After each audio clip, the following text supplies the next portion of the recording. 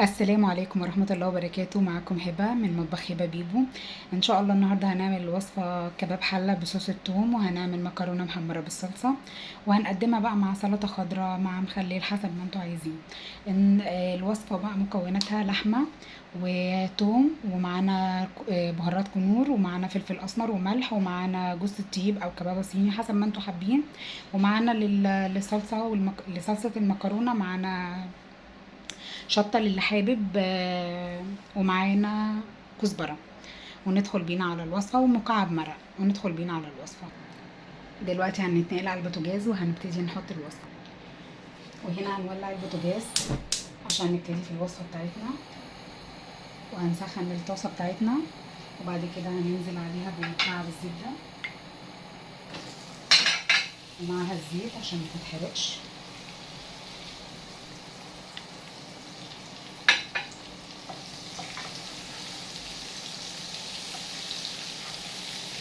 وهنهدي النار، وهننزل بالثوم على حسب برضو رغبتنا اللي احنا حابينها، وعلى حسب الكمية اللي احنا حابينها.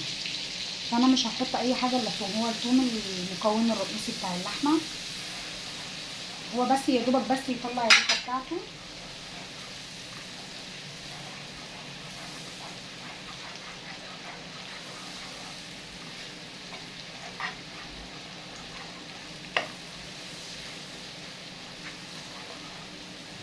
طلع بس الريحة كده، والروايح بقى ايه، ريحة الثوم بالزبدة طبعا ملهاش حل. مش هحمره قوي لان انا كل دوت هشتغل مع اللحمة طبعا، وهبتدي انزل باللحمة. طبعا اللحمة بتاعتي مقطعاها مكعبات حسب بقى ما انا عايزاها المكعبات بتاعتها.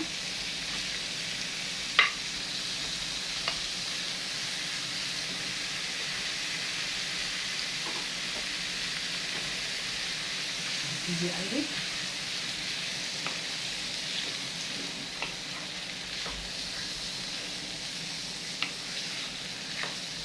متكونش مكعبات كبيرة ولا صغيرة، بحيث ان هي ايه يعني تبقى حلوة يعني تستوي، تبقى لذيذة في الطعم.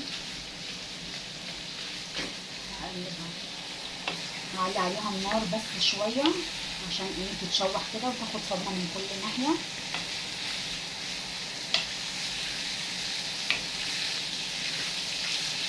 الزبدة بقى طبعا زبدة، سمنة، اي حاجة، زيت، اي حاجة عندكم ممكن تعملوا بيها.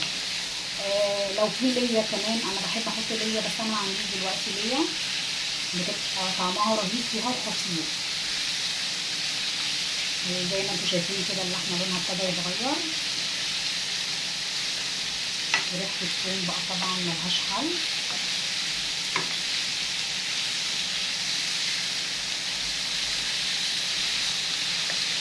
اقلب كل حته لحمه كده علشان ايه تاخد اللون كده، وتبقى بنفس اللون الايه الصدمه كده.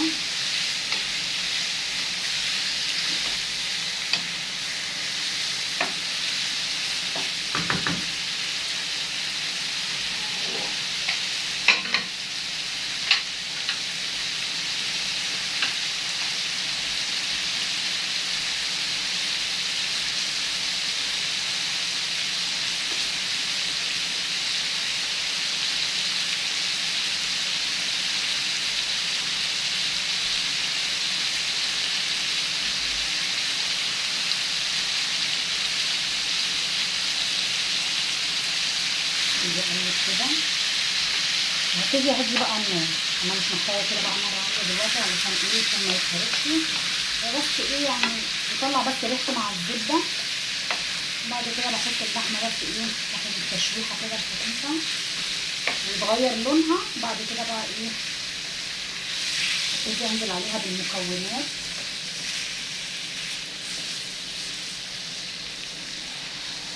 جربوا بقى الوصفه دي بجد هتعجبكم جدا جدا جدا. يعني كباب الحله احنا متعودين عليه بيبقى بالبصل القوارمة او بالبصل الشرايح او اي حاجه من يعني نوع البصل، بس بالثوم بقى بتبقى خطيره.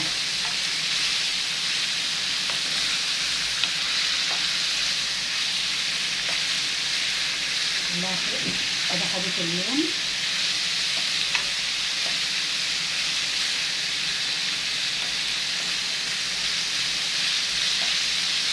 الثوم طبعا بيدي يعني للاكل طعم رهيب، بيخلي الاكل في حته تانيه خالص.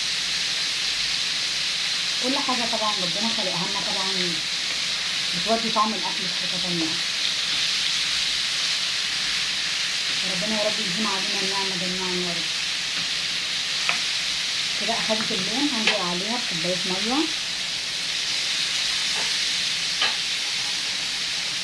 هبتدي اعلي بس النار كده، تغلي بس شويه بالميه، وبعد كده ابتدي اهدي بقى في النار براحتها تستوي على مهلها. هزود شويه ميه تاني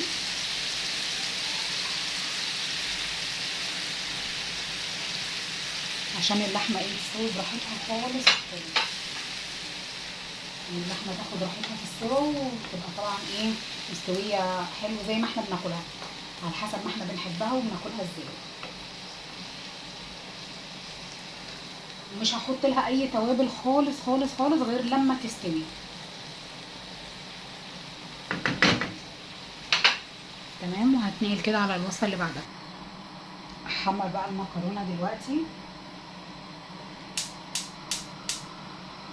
واسيب الحله تسخن واحط لها زبده او زيت سمنه براحتكم، اي حاجه انتوا حابينها يعني، مش شرط تحطوا حاجه مش موجوده، اي حاجه يعني متاحه عندكم حطوها او بتحبوا تاكلوا بيها.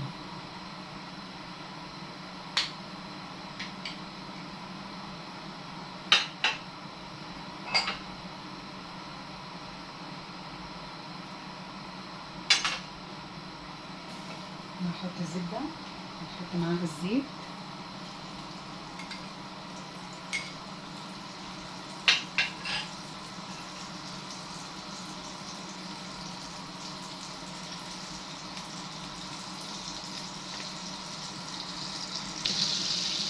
الزبده كده ابتدت تسيح زي ما انتم شايفين.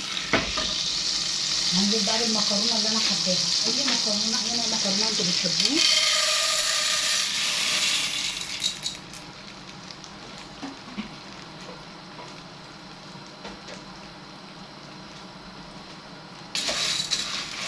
كباب الحله طبعا شغال جنبي بيستوي براحته.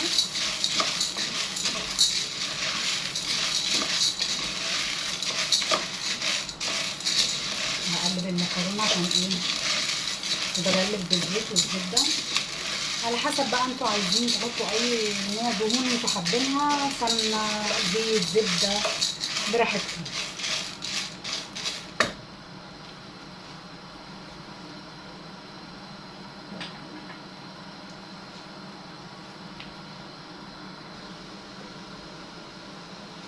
هقلب كده المكرونه تاني،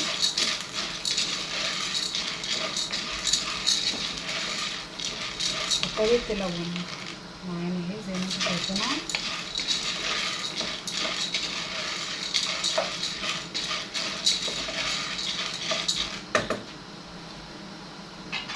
هبص برضو على اللحمه،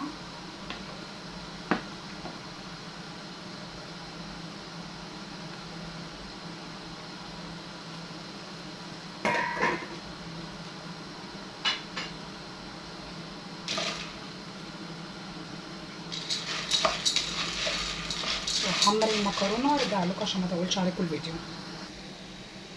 زي ما انتوا شايفين كده المكرونه ابتدت تتحمر معانا اهي، كده شويه بس صغيرين خالص. وصلصه الطماطم بقى تبقى خفيفه يعني عشان تستوي، لان هي دي الشوربه اللي هتستوي فيها. حابين تحطوا يعني معلقه معجون طماطم تتشوح معاها في الاخر خالص كده، وعندكم اي شوربه ممكن تحطوها، شوربه فراخ شوربه لحمه، اي شوربه موجوده ممكن تحطوها. بس انا مش هحط شوربه بقى لان انا عايزاها تبقى خفيفه شويه. هبتدي انزل عليها بفص توم كده اشوح معاها تشويحه بسيطه خالص، اللي هو يعني يا دوبك بس ريحته اهي طلعت.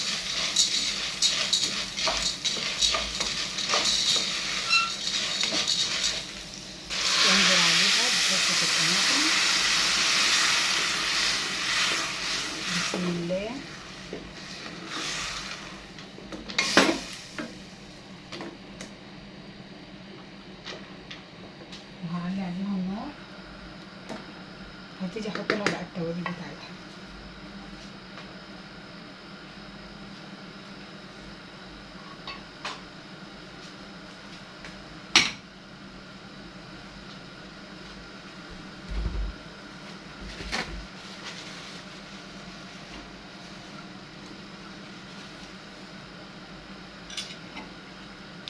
هنزل عليها الشطه حسب ما انتوا عايزين. لو مش بتحبوا الحاجه سبايسي يبقى بلاش الشطه خالص. الكزبره هنزل عليها شويه فلفل اسمر، هنزل عليها شويه ملح بسيط كده عشان انا هحط لها مكعب مرق خضار، لحمه، فراخ، اي مرق انتوا بتفضلوها حطوها.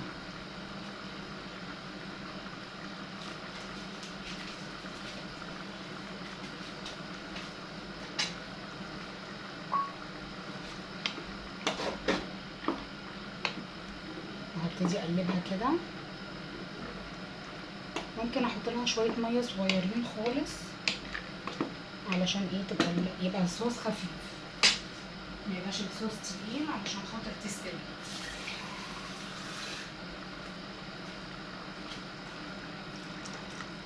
بس كده وهقفل عليها واسيبها تستوي براحتها، وهرجع لكم بعد ما اللحمه تستوي. كده بقى هنبص عليهم كده ونشوف ايه الاخبار. المكرونه ابتدت تتشرب الصوص. ونبص برضو بص على اللحمه تستوي اهي. اول ما تستوي على طول هنخش على الخطوه بقى اللي بعد كده. بعد السوا هرجع لكم تاني. كده رجعت لكم تاني بقى نشوف كده اللحمه.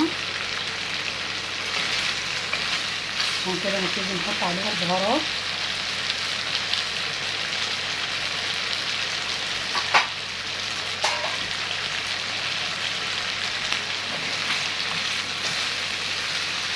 الشكل بقى الريحه مش قادره اقول لكم، الريحه رهيبه. الثوم بقى عمل ازاي،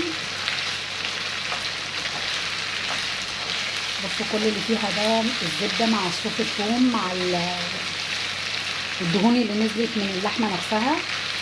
انا ما حطيتش اي حاجه من ساعه ما قفلت معاكم على يعني من ساعه الوصفه ما حطيتها، وانا ما حطيتش اي حاجه تاني. كل ده صفى بقى الدهون بتاعتها، الدهون بتاعت اللحمه نفسها مع الزبده مع شويه الزيت. كده بقى هنزل بقى بالبهارات. نحط كيس بهارات كنور،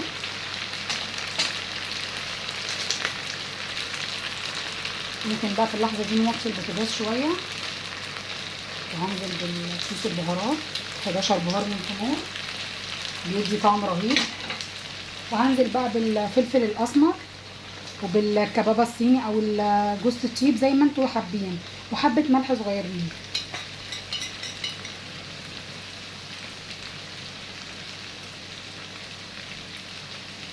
وهبتدي بقى اقلب البهارات كلها مع اللحمه.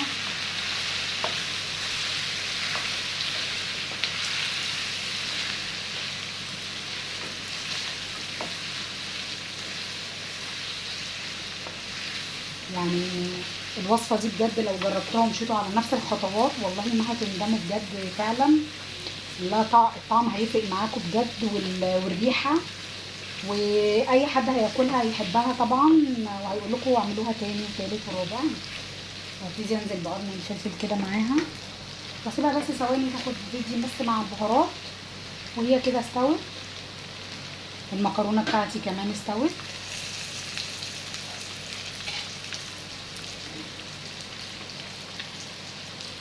وهقفل عليهم بقى وهقدم الاطباق.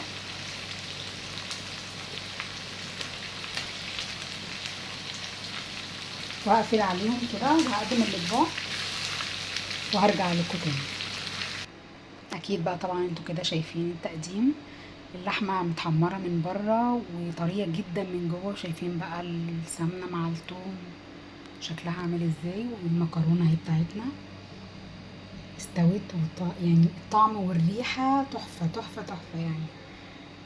اكيد لو مشيتوا على نفس الطريقه وقدمتها مع سلطه خضراء ومع مكلم، فاللي انتوا حابين يعني تمشوا على نفس الوصفه بالظبط بجد هتاخدوا طعم وحاجه من الاخر بجد.